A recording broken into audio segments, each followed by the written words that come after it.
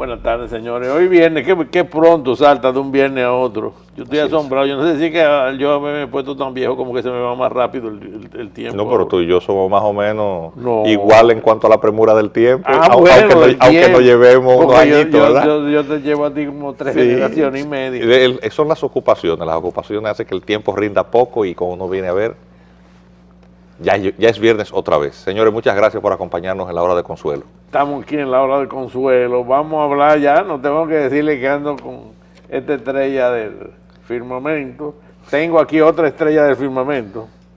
Esta es más estrella que tú. Sí, señor.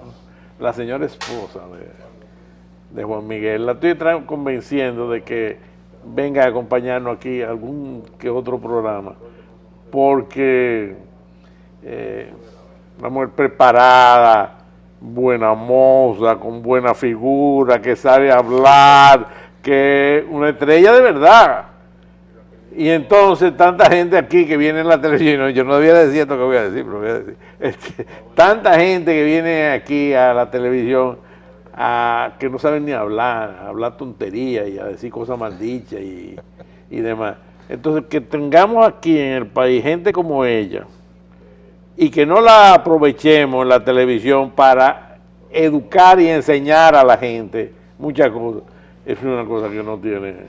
Hay que hacer programas para tratar el tema medioambiental. Ella quiere que haga. De hecho, ella trabajó para la redacción de la Ley de Protección y Tenencia Responsable de Animales, ley que evita el maltrato animal. Bueno, y ha trabajado conmigo porque ha trabajado trabajando con muchos núcleos vulnerables de la población, incluyendo el tema envejecientes. No me metan que ese reglamento de aplicación de la ley se hizo allá en la oficina. Tengo 2 nietas que están armando y van a poner una veterinaria de nuevo estilo, porque se envolvieron recogiendo perros y... Ay, no me diga nada, que yo en mi casa tengo y yo en la oficina varios, y gatos, seguramente gatos también. Y gatos, sí. Y todos esos burros y caballos que los agolpean y los ponen a la carreta. Entonces, ellos están detrás de todo. Hay que hacer un programa un día de la hora de consuelo, porque la patria también es el medio ambiente, para tratar el tema de la deforestación. Y yo la quería que se sentara aquí hoy para hablar de los 1000 árboles de pino que ya tumbaron ahí en lo que quiere coger la Falcon Bridge. Así es, en la zona de Loma Miranda. Y varias otras cosas, y los miles de hoyos, de cuestiones de carbón, y 20.000 cosas más.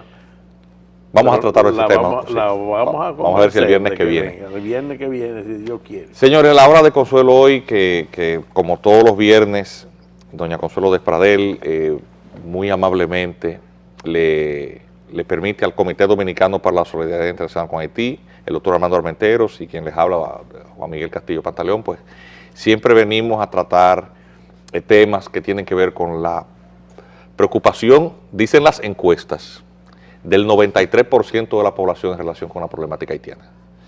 Entonces, hoy, en la hora de consuelo, pues vamos a hablar primero de 2 actividades que se van a realizar la semana que viene, en las que el comité ha sido invitado a participar. Le pedí al Control Master que me colocara las imágenes. Una fue una comunicación que nos enviaron al comité el canciller de la República. Sí, para hablar del asunto de los Así es, el canciller pues ha anunciado a la Cancillería Dominicana la elaboración del Plan Nacional de los Derechos Humanos, y ellos van a realizar una actividad el miércoles 25 de toda la mañana, desde las 8 de la mañana hasta las 1:30, para realizar un diagnóstico de los derechos humanos en distintas áreas, con una cantidad de mesas temáticas, primero que tiene que ver con núcleos vulnerables de la población, menores, mujeres, discapacitados, envejecientes, etcétera, porque el país es signatario de una cantidad de convenios internacionales y el Estado, por lo tanto, se ha comprometido a realizar políticas públicas que hagan viable un real compromiso de nuestros gobiernos con la protección y vigencia de los derechos humanos, de manera que esas garantías que están previstas en nuestro ordenamiento, muchos de esos derechos están constitucionalizados, pues no sean meramente ilusorios, que no sean meramente retóricos, sino que realmente ellos en las políticas públicas pues se concreticen. Uno de los temas, lógicamente, nos imaginamos que es por eso que el canciller nos ha invitado al comité, es el tema de los migrantes y el tema de discriminación, por 2 razones, y eso es algo acerca de lo cual el comité en múltiples ocasiones los que somos abogados y pertenecemos y ahí vemos no solamente abogados, hay médicos como el doctor Armentero, que es médico, y hay ingenieros, y hay políticos, y hay economistas. Es toda esta presión internacional que se ejerce contra la República Dominicana pretendiendo colocar la interpretación de ciertos tratados, de los contenidos de ciertos tratados, en una lectura que de alguna manera, de buenas a primeras, coloca el ejercicio de facetas de la soberanía nacional como si fuera una violación a derechos humanos, el tema de discriminación. En principio, el derecho fundamental a la igualdad y a la no discriminación supone un tratamiento entre todos los seres humanos iguales. No debe haber otras distinciones más que aquellas que se desprendan de los talentos y las virtudes, eso es lo que dice nuestra Constitución. Pero obviamente un tratamiento que se base en distinciones de raza, religión, etcétera, resulta discriminatorio. Pero hay distinciones que son propias de la naturaleza. Por ejemplo, entre menores y mayores de edad, son seres humanos los dos, pero hay un tratamiento distinto en la legislación. Entonces, ¿cuál es la distinción razonable que no haga peligrar ese respeto al principio de derecho fundamental de la igualdad o no discriminación? Y por lo tanto, la diferencia entre discriminación y distinción tiene que fundamentarse en patrones razonables o propios de la naturaleza. Entre extranjeros y nacionales, son seres humanos los dos, hay una diferencia de tratamiento jurídico.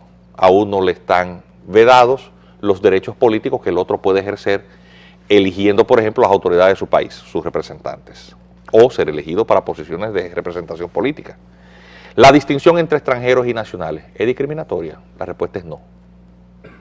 Y de hecho hay una cantidad de convenciones internacionales que establecen que las reglas para determinar quién es nacional y quién es extranjero es propio de la soberanía del Estado. Es una materia que es del dominio reservado.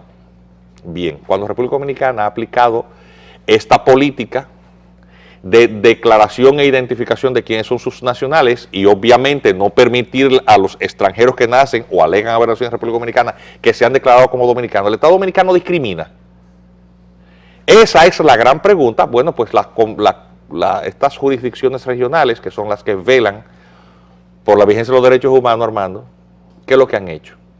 Interpretar estas convenciones y condenar al Estado dominicano por ejercer no solamente un derecho soberano a documentar sus nacionales, establecer el control del ingreso, permanencia y salida de quienes no lo son, la política migratoria, y entender que cuando se expulsa a un extranjero que ha ingresado o ha permanecido en violación de la ley, está ejerciendo un acto de discriminación. Vea usted qué cosa. Yo te iba a decir que eso tiene muchos aspectos, que es muy interesante hablar de ellos, porque hay muchísimas otras razones que según cómo se interpreten, se podrían considerar discriminaciones. Sí. No solamente con las personas, por ejemplo, con los sordos, con los mudos, sí, con los ciegos. O personas que tienen una discapacidad. Que tienen una discapacidad de cualquier tipo. Pero siempre se ha ejercido en todas partes cierta discriminación contra los extranjeros por determinadas razones. Así es. Y te digo eso porque yo, siendo médico, fui con otro médico dominicano, los dos primeros médicos que llegamos a un hospital en Montreal, donde nunca habían habido médicos dominicanos, el Hospital de Niños de Montreal. Y donde curiosamente, como era un hospital francés, nos encontramos allá con 14 médicos haitianos. A los 2 o 3 meses de nosotros estar allá, se desató la última epidemia grande de polio que existió. Todavía no había vacuna de polio disponible. Estoy hablando del año 1959. Se desarrolló eso, se hizo una campaña en la ciudad, se determinó que ese hospital tenía que recibir a todos los enfermos de polio que hubiera y que todavía se hizo una campaña para que todo el mundo fuera. Y en el hospital, un piso se dedicó a atender eso y en la emergencia, un departamento manejado por un médico. Y entonces dentro del personal del hospital se escogió quiénes eran los que iban a estar ahí. No estábamos vacunados ninguno de polio, todo el mundo tenía terror de eso. ¿Quién tú crees que fueron los que se pusieron, uno a recibir los enfermos en emergencia y otro a recibirlo allá arriba en el piso? Los dos dominicanitos que habíamos aquí. A mí me tocó recibirlo allá abajo y a Príamo se lo mandaba al sexto piso y en el sexto piso él lo habilitaba. Eso, según como se interpreta, es una discriminación. Porque ¿por qué no se sorteó? ¿Por qué no se turnaron todos? En la guerra de Vietnam, por cierto, quienes mandaban primero eran los boricuas y a los negros al frente de batalla. En los drafts. En la de Corea, el batallón de puertorriqueños 65 era el que iba adelante siempre. Sí. Principalmente en los campos minados, para descubrir dónde era que estaban. O sea que todas esas cosas, ¿a qué precio? Ahora se aprovechan por intereses políticos, económicos y de otra naturaleza. Claro. Pero el tema es importante y es bueno que la Cancillería, para la elaboración de este plan, esté consultando a sectores que han manifestado de alguna manera, y hemos sido muy críticos desde aquí. Entonces el hecho de que inviten al Comité Dominicano por la Solidaridad Internacional con Haití, que ha estado en una permanente postura de advertir, a veces hemos sido muy críticos, pues habla muy bien del espíritu de escuchar, y estaremos el doctor Armenteros y yo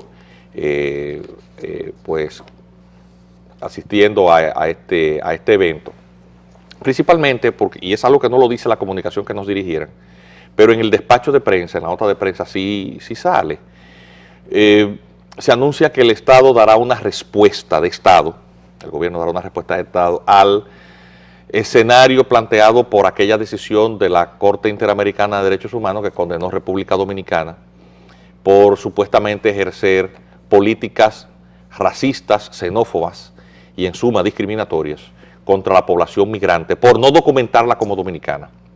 Esa sentencia de la Corte, que no ha sido muy debatida, o sea, la gente sabe más o menos lo que dice y copa la atención del público, el mandato de esa sentencia, que es una barbaridad desde el punto de vista jurídico, que ordenó a los dominicanos a cambiar su constitución y a las autoridades a desconocer y desafiar la sentencia 168 del Tribunal Constitucional, lo cual es una cosa que no tiene precedente, puesto que lo que ha exhortado a hacer la Corte rebasa con mucho las obligaciones previstas en los tratados internacionales e invade campos que son de la esfera del dominio reservado, como por ejemplo decir quiénes son o no son dominicanos, lo cual es una competencia de los dominicanos. Y hay interpretaciones ahí en esa sentencia que son descabelladas, incluso para adornar la interpretación extravagante que hace del marco jurídico dominicano. Utilizó, por ejemplo, precedente de una sentencia de una corte de apelación, a ver, por ahí 600 sentencias contrarias a esa interpretación, de decir que el extranjero ilegal, por ejemplo, no equivale a una persona en tránsito. De a ver si yo entiendo, que el tránsito, que es la categoría de no residente, es una cosa en la cual no puede incluirse los ilegales. Vale decir que la ilegalidad genere la misma condición que la residencia legal, que la ilegalidad y la legalidad sean lo mismo, en ese razonamiento torcido. Bueno, sobre ese tipo de sofismas fue que se construyó esa y otras sentencias contra el Estado Dominicano. El Estado Dominicano, entonces, posteriormente, el Tribunal Constitucional, con la sentencia 256, al declarar no conforme con la Constitución el instrumento de reconocimiento de la Corte, cuestión esta que el comité había dicho, el doctor Juan Manuel Rosario había elevado una instancia, muchísimos miembros del comité suscribimos esa instancia, posteriormente incluso otros escritos de intervención o amicus curiae lo habían hecho, por ejemplo la doctora Cristina Aguiar, que es miembro del comité, y que sirvieron en cierta manera para fortalecer esta acción, permitió al Tribunal Constitucional finalmente fallar con esa sentencia 256 y sacarnos de ese escenario. Pero obviamente las decisiones de la Comisión Interamericana y de la Corte ya no resultan vinculantes al Estado Dominicano en cuanto al derecho interno, pero hay una situación aún no resuelta porque esta Convención Americana de Derechos Humanos no establece un mecanismo distinto más que el de la denuncia de la Convención misma cuando por actos subsiguientes el Estado, aunque no hubiere cumplido con el derecho interno para reconocer o ratificar su reconocimiento, hubiere continuado realizando actos de Estado, asumiendo como si hubiera un reconocimiento tácito. Y lo cierto es que el Estado se sentó no una ni dos, sino 5 veces en el banquillo de los acusados. Y todavía anda el Estado, en cierta manera, representado ahí. De hecho, en la Cancillería hay un departamento o división que tiene que ver con eso, que ya es inconstitucional. Entonces, por efectos de aplicación obligatoria de la sentencia del Tribunal Constitucional, hay una parte ahí que la Cancillería, evidentemente, pues, al convocarnos, parece que plantea abordar. Y eso es muy importante. La otra invitación que recibimos en la semana, en el comité, fue un evento que está organizando la Fundación Global Democracia y Desarrollo y el Instituto Global. Y si nos pueden poner la invitación ahí, es un evento que ellos van a realizar el 25 y el 26. Y nos han invitado a participar en una de las ponencias, una de las conferencias. Es un panel sobre, tuve que tomar la notita ahí, ¿verdad? Es esa que está ahí. Derechos humanos, nacionalidad y soberanía. Es un seminario que cuenta con la participación de grandes personalidades del mundo académico europeo. Ahí está un expresidente del Tribunal Constitucional de Portugal, que tiene una bibliografía impresionante en materia de derecho internacional sobre el tema de soberanía y nacionalidad. También va a estar un catedrático de la Universidad de Barcelona, Ramón Villafarré, que también fue juez del Tribunal Constitucional de Andorra, que también tiene una bibliografía impresionante en materia de nacionalidad, derecho internacional privado. Hay un profesor de la Universidad de Granada, Sixto Sánchez, que también es un especialista en esa materia. Nosotros estaremos en el panel del día 26 en la tarde. Precisamente es en ese panel que se va de la tarde, es que se va a tratar los temas de nacionalidad y apatridia. El tema de apatridia lo va a tratar Viñas Farré. Estudiantes de derecho, profesores y todo el que esté interesado vaya. Eso va a ser, el panel inaugural es el día 25 en la noche y todo el día siguiente desde la mañana, desde las 9 de la mañana en el auditorio que tiene la Fundación Global. Eso está en la calle Eugenio de Marchena. La entrada es gratis. La entrada es gratis, pero les invito a que vayan. Ellos nos pidieron que hiciéramos pues público la invitación que es abierta a que toda la comunidad jurídica y hasta los que no son abogados, pero quieran saber, para tener un insumo de razonamiento y conocimiento jurídico, ¿qué tanto violó la Comisión Interamericana de Derechos Humanos y la Corte Interamericana de Derechos Humanos en lo que le llaman las reglas del jus cogens o cogens, que son esas reglas del derecho internacional imperativo? Que son las reglas que no pueden ser desconocidas ni siquiera por un tratado. Temas de no injerencia,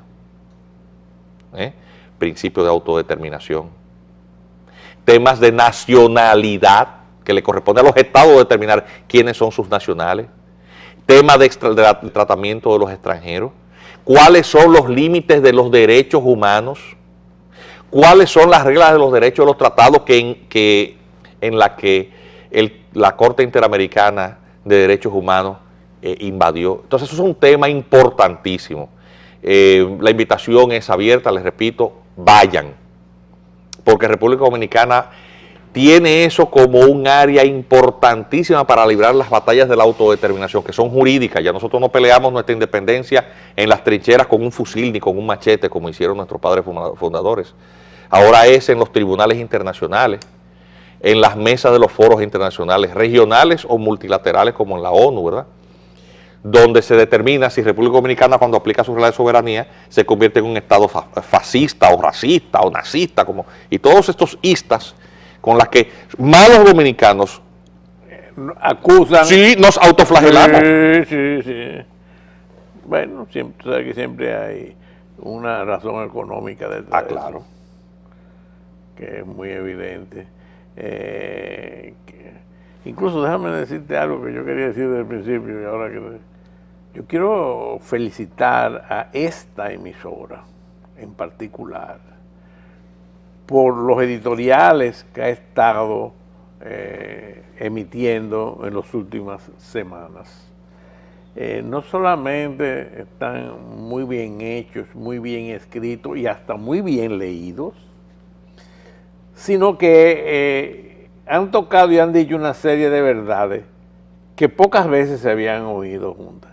Y quiero estimular, solicitar, pedir a las otras emisoras de televisión y de radio que no solamente oigan lo que ha estado diciendo esta emisora, sino que digan su punto de vista editorializando sobre todas estas cosas que están sucediendo y sobre las actitudes que nosotros los dominicanos tenemos que tomar con respecto a todas estas situaciones.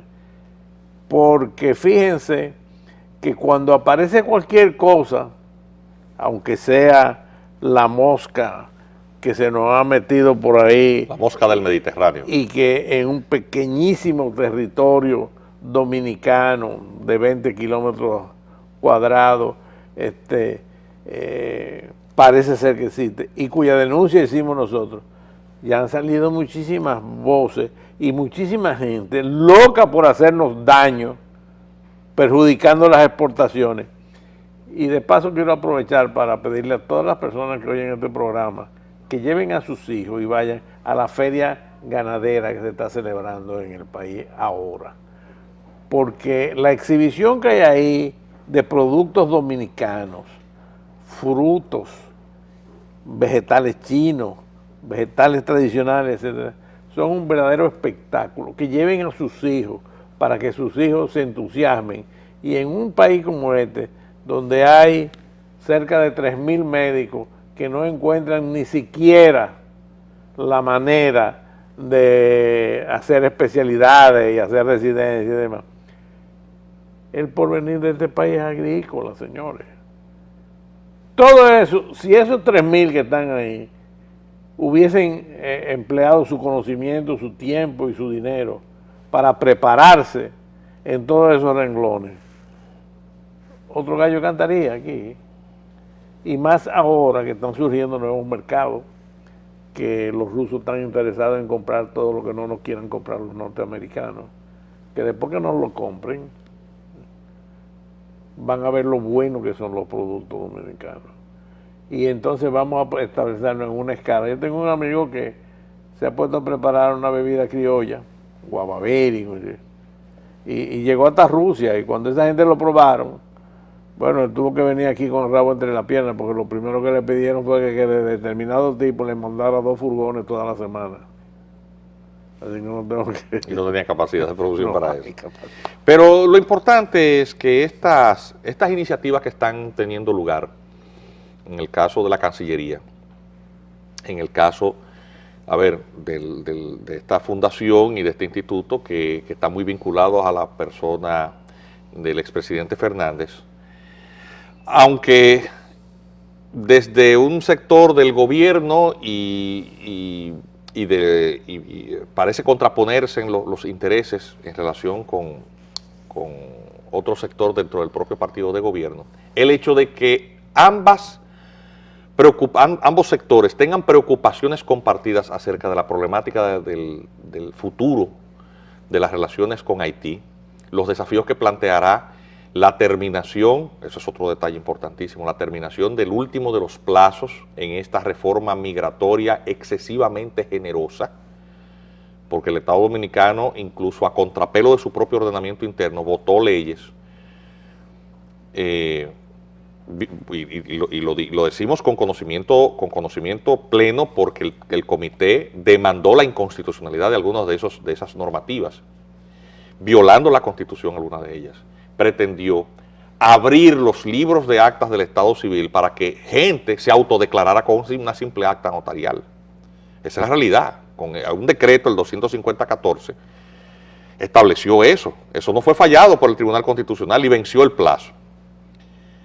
Y extendió a una naturalización automática a cerca de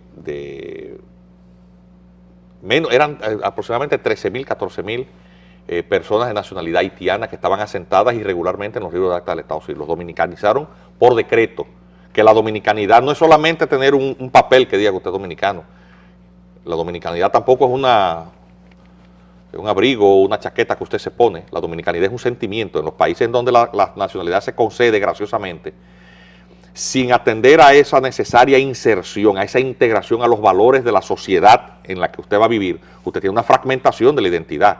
Y lo que está pasando en muchos de esos países, esos atentados que hemos visto en Francia, eso de Jesús y Charlie, cuando fueron franceses los que mataron esos muchachos, esos dibujantes, pero eran franceses de segunda generación. Sus padres se habían nacionalizado, naturalizado muy alegremente, habían nacido allá, pero aunque hablaban francés, realmente no sentían como tales, son árabes, cultivando religiones distintas, valores espirituales distintos. Lo que ha pasado en Crimea es eso, lo que pasó en los Balcanes, es decir, en las sociedades en donde no se atienden las políticas de nacionalidad y de migración con responsabilidad, y se anda como en Belén con los pastores diciendo, las fronteras tienen que desaparecer. Eso no funciona así. Los conflictos de identidad llevan a luchas fratricidas y falta de compromiso con fines comunes. Ese sentido de lealtad es lo que construye el propósito común para avanzar en determinada dirección. Las sociedades fragmentadas son víctimas del caos y generan, atención, y generan más corrupción. Y ya nosotros tenemos bastante de eso, porque los dominicanos entre todos no nos hemos puesto de acuerdo. Entonces el hecho de que Cancillería, que es el gobierno, y la gente de Leonel Fernández estén promoviendo simultáneamente en escenarios distintos, en las que han invitado al comité, por cierto, diseñar un plan nacional para la vigencia de los derechos humanos, en la que el tema migración y el tema discriminación están presentes. Y por lo tanto, si nos invitaron es porque les interesa a alguien escuchar lo que uno tiene que decir, y eso habla muy bien de hecho. Y el hecho de que el presidente Fernández, su fundación, esté organizando un panel de alto nivel para abordar la situación jurídica en la que hemos quedado después de la sentencia última de la Corte Interamericana y los efectos de la sentencia del Tribunal Constitucional que declaró no conforme a la Constitución el reconocimiento de esa jurisdicción, es muy importante, porque significa que el liderazgo político en ese partido, con o sin reelección, está atendiendo esos cartones, porque el desafío que nos llega después de la terminación del último de los plazos, que es en junio, cuando ya no se pueda regularizar más nadie, y el presidente dijo que no va a haber prórroga, ¿qué vamos a hacer con 1,5 millones de ilegales que no tienen papeles? Miguel, tenemos que irnos para arriba. Al regreso diremos qué habrá que hacer. ¿Qué habrá que hacer? Así es. Adelante.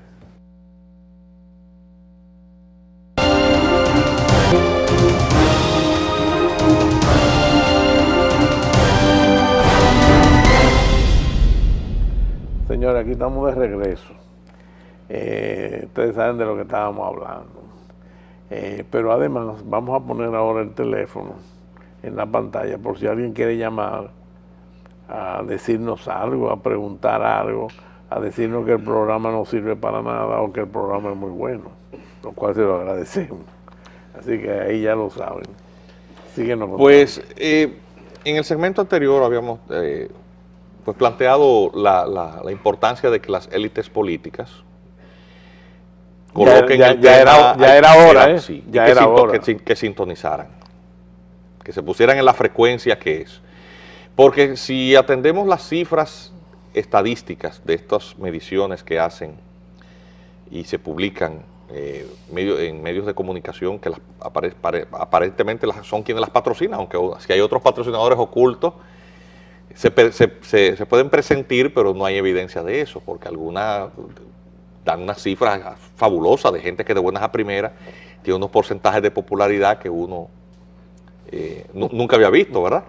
Pero usted suma, aún con esas cosas que parecieran reflejar segundas intenciones y que comprometen incluso la credibilidad de las encuestas mismas, hay cosas sí que resultan ostensibles, reflejan la realidad.